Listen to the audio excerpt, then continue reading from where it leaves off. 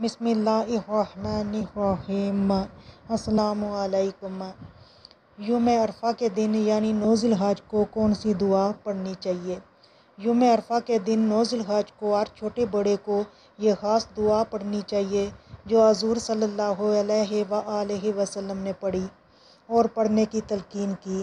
آپ صلی اللہ علیہ وآلہ وسلم نے فرمایا، بہترین دعا وہ ہے جو عرفہ کے دن مانگی جائے، اور بہترین دعا وہ ہے جو میں نے مانگی اور مجھ سے پہلے نبیوں نے مانگی، اور وہ دعا یہ ہے: لا الہ الا اللہ وحدہ لا شریک لہ لہ الملک ولہ الحمد وہو علی کل شیء قدیر۔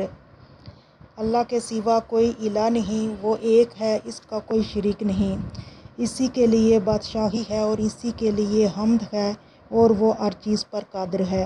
9 ذی الحج کے دن جو بھی دعا مانگی جاتی ہے وہ قبول ہو جاتی ہے۔ اس لیے آپ کو جو بھی مشکل درپیش ہو یا جو بھی جائز حاجات ہوں، 9 ذی الحج کے دن یہ دعا پڑھ کر اللہ تعالیٰ سے دعا مانگیں، انشاءاللہ تعالیٰ آپ کی دعا ضرور قبول ہوگی۔ آپ یہ کلمات سارا دن پڑھتے رہیں اور اپنی حاجات کے لیے بھی دعا مانگیں۔ ان کی تعداد مقرر نہیں ہے، جتنا پڑھ سکتے ہیں پڑھیں۔